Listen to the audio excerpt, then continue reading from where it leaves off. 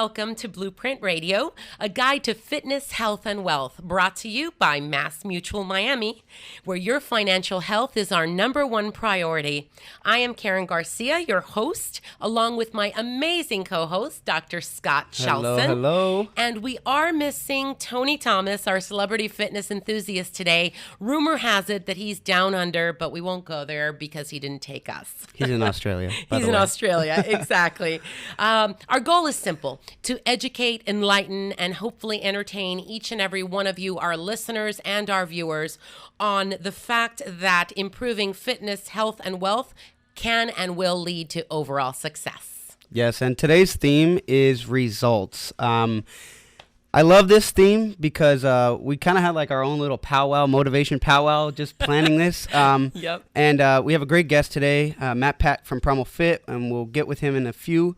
But just to start off, let's talk a little bit results. You know, everybody wants to see results, and a lot of people are looking for an easy button answer or an easy button to get results. So I think the biggest thing is, for me, is about being proud of the results that I get because I work so hard for them. Okay. And I think that's a huge concept. But I also think that people around you, I just spoke about this the other day, people around you rewarding you in the sense of, you know, confidence that they build within you, and by saying, hey man, you're doing a great job, hey, you've changed my life, hey, you know, you've pushed me today when I didn't think I had that energy. To me, those are my results, you know. Oh, I see. So the results for you is how maybe the people around you feel as a result of you helping them, encouraging them. Well, have you ever noticed when somebody starts working out, they start posting videos of the food they're eating? Oh, yeah. And they get the, man, that looks great. Yeah. I think that right there is self-worth. I think that people feel that they, you know, they're doing something great and other people are pushing them. So that's a great support group. But we talked a little bit about confidence, and I think that comes from working on yourself. Mm-hmm. What I spoke about the other day and what we spoke about is you could buy a car. Right. You could buy a house. You could buy a nice, you know, wardrobe, and unless you go home at night and feel confident and feel in the morning when you get up that you're confident of who you are, then you haven't really found that result yet. I feel like buying a car would just make you happy for that time being. Right. And I think it's not real. It's not solid. Right. It's that facade that we put around ourselves. Right. So are you proud that you bought a new outfit? Right. Not necessarily. You're happy. Actually, sometimes I have like that shopper's guilt afterwards. I look at my budget. I'm like, shouldn't have done that. Yeah. Not for me. But yeah, I mean, it's really huge to build the confidence, build yourself. And also, we talked a little bit about sacrifice. I think sacrifice is so huge. People never want to sacrifice. They want to make changes, or they want to see changes. They want to see the results. But easy. Right. Usually. Right. Yeah. It's the $70 weight loss pill. It's the, you know, it's the 5 minutes walking on the treadmill versus pushing yourself and getting to the next level. And I think that that being proud of those results, is that was the key that I was getting to. Is like, I pushed myself to further limits, and I've sacrificed my energy. I've sacrificed my time. And, you know, anytime you do that, you do feel better. You do feel more confident. And the next time you do it, I feel like you could push yourself even further. Absolutely. I agree with you. And I'll take it a step further. For me, talking about the theme of results is that if I, for example, set a goal, I mean, I can't do anything without goals. And I think it's the same way, because how can you measure results if you don't know what it is that you're trying to accomplish, right? Right. So let's say for me, it's weight loss. For whatever reason, it's not how I look. I just want to see that scale go down 21 pounds, let's say. I'm going to do everything I can every day that I get up to make sure that my actions are working towards that result. And I think that's where a lot of us get lost. We say, oh yeah, I have a goal and I want to lose 21 pounds by the end of the year. But then tomorrow I get up, and instead of looking at that goal firsthand and saying, what am I going to do today to work towards it?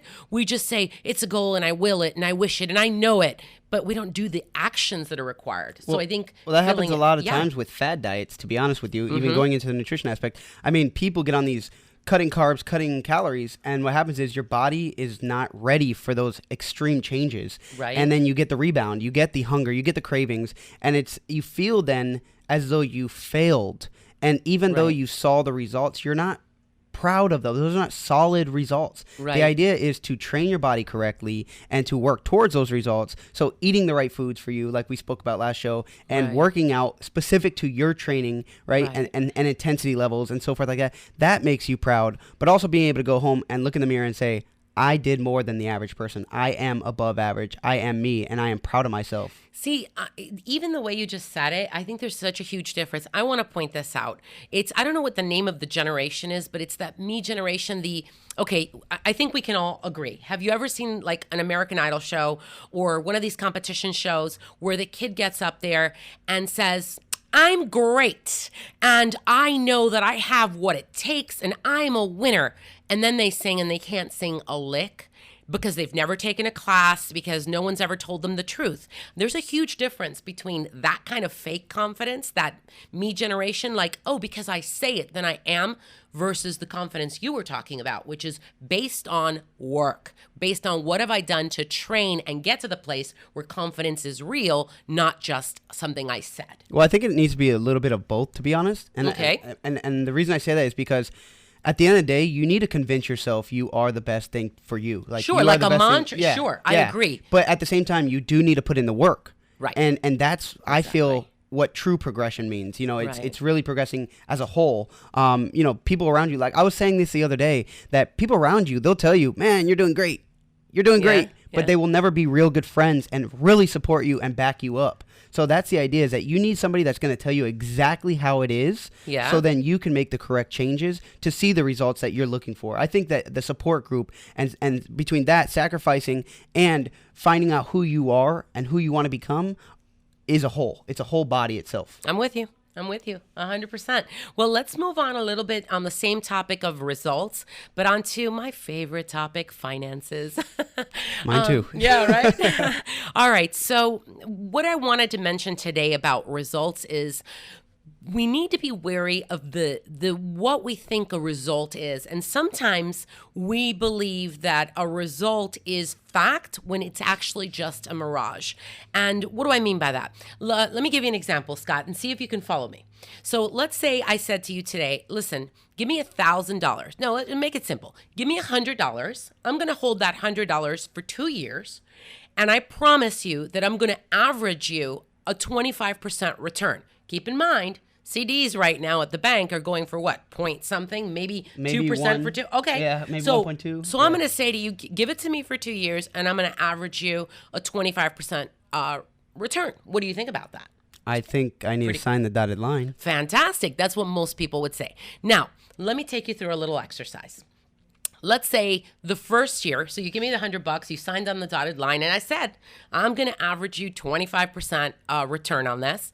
So at the end of the first year, I decide, you know what, I'm going to credit his account 100%. Because remember, we're not done yet, right? So I'm going to credit his account 100%. So if you do 100% of 100, that's $100. So if you add $100 plus $100, at the end of year one, you've got $200. You're happy. So now I promised you I was going to average you 25%. So I've got 1 year left to do it. So the way I do that is I say, you know what, I'm going to knock you down 50%. Why do I say that? What's average? You take the two numbers and divide it by 2, right? So the average of 1 plus 2 is 3 divided by 2. Are you following me? Okay, 1.5. Okay, so I took 100% the first year minus 50% the second year. What does that give us? 50 divided by 2, right? Because we're calculating average. Okay. So 50 divided by 2 is what? 25. Right. So I'm going to average you your 25% by giving you 100 the first year minus 50 the second. You follow me so far? All right. Okay. So remember, at the end of year one, you had $200. The second year, I said I'm going to take down 50%. What's 50% of $200, guys? 100. Okay. So 200 minus 100 is what? 100. So at the end of 2 years, how much money did you make? More than I had. No. 100. You started with 100 and you just ended with 100. Right. What did you make? 0. Yeah. But I averaged you 25%, didn't Okay, I get what you're saying. You got it? Yeah. I hope so, because if Empty not, promises. I lost everybody. Empty promises. No, it's just that math is not money and money is not math. And so what I'm saying about results is that I can do this again for you, and I can show you a 100 minus 50 equals 50 divided by 2 is 25. I averaged you a 25% rate of return, but you made $0. Why is that important?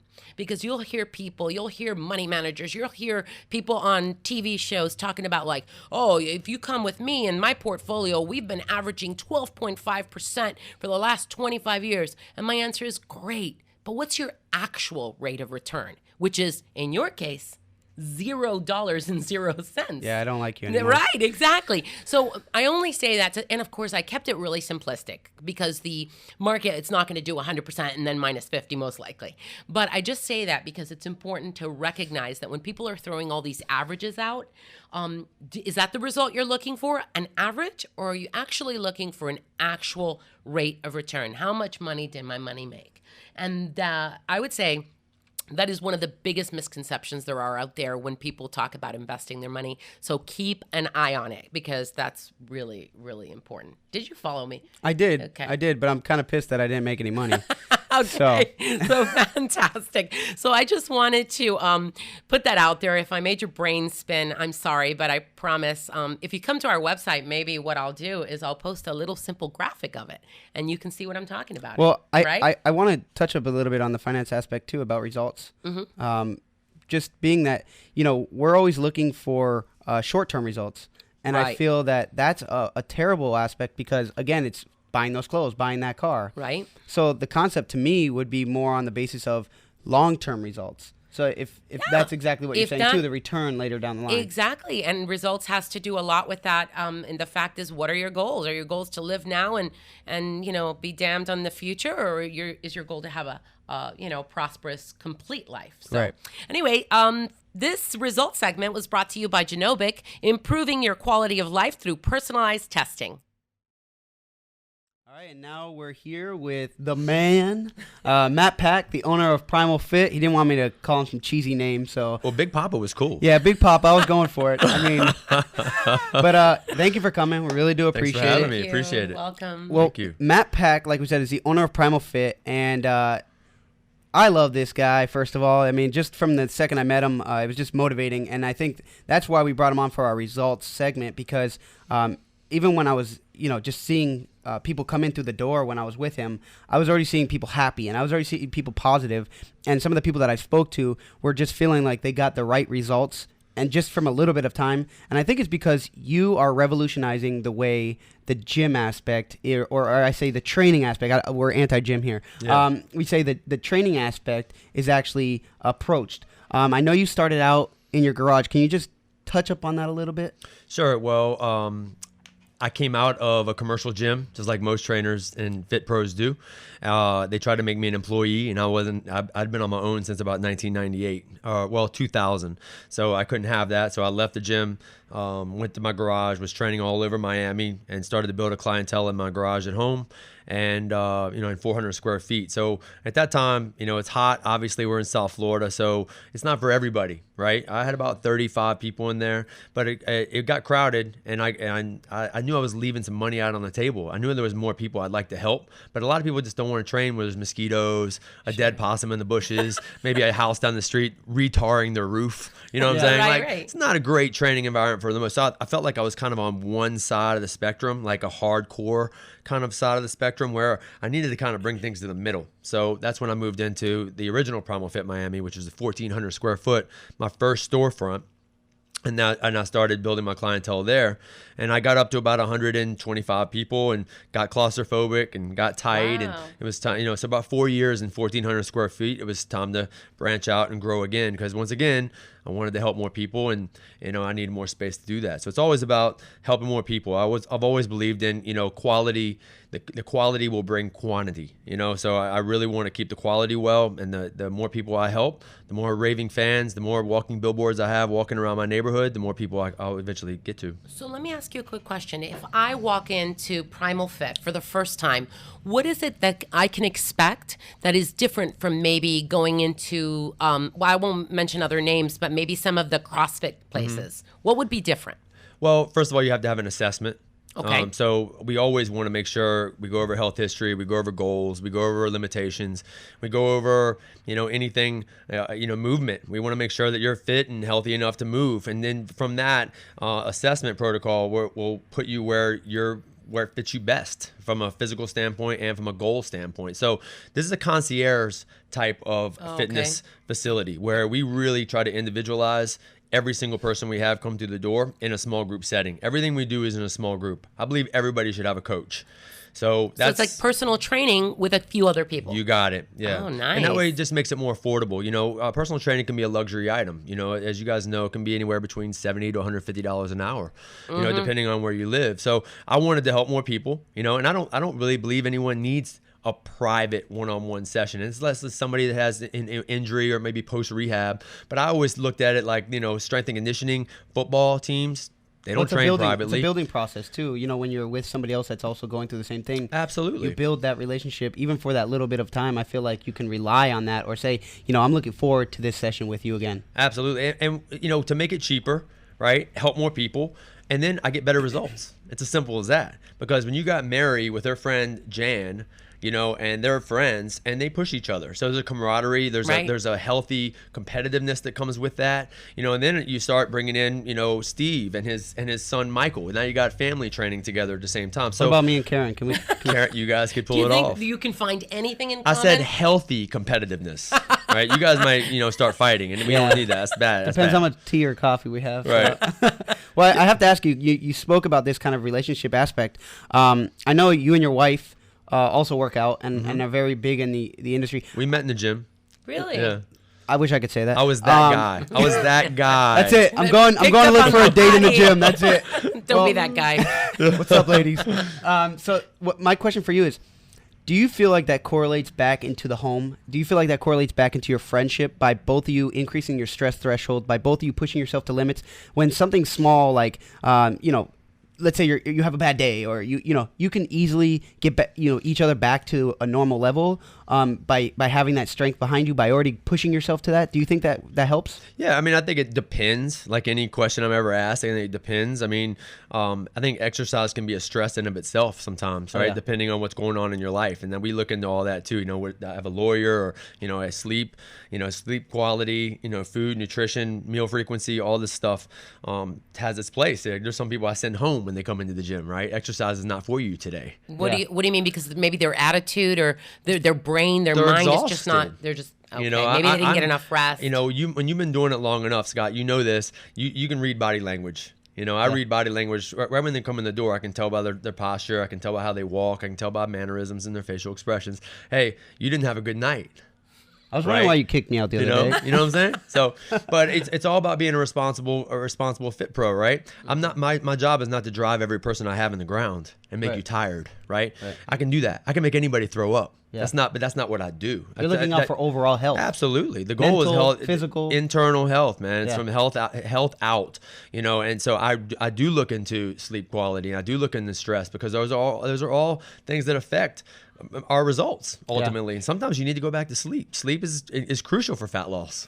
That's a holistic approach to training if I've ever heard one. I think it's pretty fantastic. I wanted to ask you a little bit about building your business, because you're a trainer. That's what you do. So how did you learn what you needed to learn, or surround yourself with the right people to be able to take an idea and actually convert it into an actual concept, and apparently a successful one at that? Well, I'm a cliche guy. Ted Rice he's a friend of mine, tells me that all the time. Success leaves clues. So I really try to seek out the best in the world, whether that be from a nutrition standpoint, stress management, water intake, strength and conditioning, anaerobic, finishers, whatever it may be. I'm going to seek out the best in the world, pick their brain, pay them, do a certification, do a workshop, travel, do whatever I have to do, and learn as much as I can from the best. And then I apply that with my clients. So the same thing goes with business. I'm not good at business. I have an exercise science background. I love to be in the trenches. I like to be right there, motivating people and changing people's lives.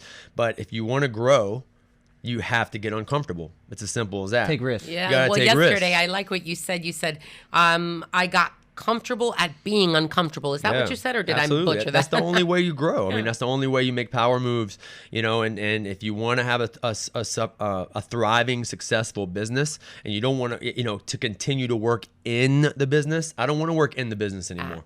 I want to work on it. So it's important for me to learn some things like, learn the numbers, learn retention, learn marketing strategies, learn referral systems, putting systems in general in place. And that's the things that a lot of people are missing, especially in the fitness industry. They're just, oh, I love to work out. Oh, I don't I can motivate people. Don't bother paying me. I just love to do this. Like, hold on a minute. You got to pay the bills. We all have to make a living. Well, you have to have an overhead. I think that a lot of people in the business industry miss out on that. And that correlates to every type of business.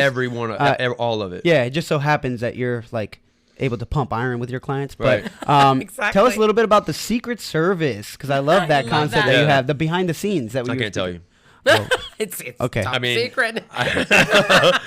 No, I mean, a great book that I think anybody should read is called Secret Service. And it's actually not about the military or anything like that. It's about how to create systems behind the scenes so people don't even know what you're doing. And that could be just like, hey, I want to get your birth date. Can I get your birth date when you're signing the contract? And I'm sending them a birthday card, automatically, right? Or it could mean that you're sending them a bottle of wine when they're doing a great job. Or it could mean, I always tell my clients, like, I want to definitely, when they walk through the door, you're saying, hey, how's it going? You know people's names. Saying names often. There's nothing sweeter than the sound of your own name, right? So customer service types of skills and those tools that we use at Primal Fit makes all the difference. The goal is to make people feel good about themselves. And when they go out, I want to create a raving fan. I want somebody to leave there and tell all their clients about how great they feel. It's not just about how tired they are, that they feel good. So just to go back, you like to hear Big Papa, right? You said you like to hear your name. Hey, man, I earned that. All right. But wait, before we say goodbye to Matt Pack of Primal Fit, we have a little beatboxer in the house. That's all I heard. I don't know. Maybe we can I don't know if we're going to get this. I don't know if we're going to get this. Only if I have somebody freestyle. Come on, let's go. Karen, go ahead. Okay, go. No, I'm kidding. Anyway, Matt Pack of Primal Fit. Yeah, we really do so much for appreciate having it. And I appreciate, again, the motivation. I mean, we speak about this all the time. We wake up when we got guests like you. We just are in that woo attitude. That's right. So I don't need an alarm clock. My passion wakes me, right? There you go. I love it. There you go. So this segment with Matt Pack of Primal Fit was brought to you by Work Out Your Wealth, promoting healthier and wealthier living through sound financial and wellness services. Now we're here with our takeaway section, and I'll start off with the doctor's lowdown. So I want to speak a little bit about cheat meals, and my linguistics were proper there. So the reason I want to say this is a lot of people live this lifestyle where every Sunday is a cheat meal, and we get to eat incorrectly. Well, you don't have to have a unhealthy cheat meal, and the idea is, I'll talk about pizza, right? Everybody wants pizza or hamburger, right? Let's talk about pizza though. So there's actually a healthier alternative to eating your pizza. Ideally, you can eat an organic pizza. You can eat a quinoa dough pizza and still quench that craving, right? Yeah. Or fulfill that craving, excuse me. And the idea is that you still are maintaining your results. You're not screwing up. And again, when you do not live that lifestyle of eating horribly on a regular basis, you will be able to enjoy that cheat meal.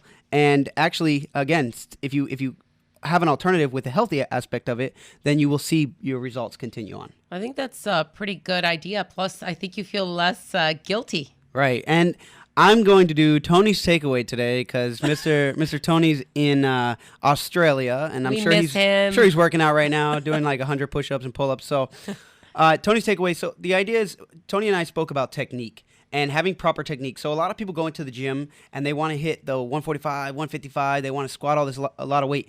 The biggest thing is technique. It's really about seeing how the range of motion of those muscles are and really getting into it, going lightweight, making sure that you're comfortable, making sure you have the right form, because that leads into reduction of injury. It also leads into those results, and you get to cross over that plateau that a lot of people see when they have the lack of range of motion. So continue to stretch, continue to work out hard, but make sure your technique is on point.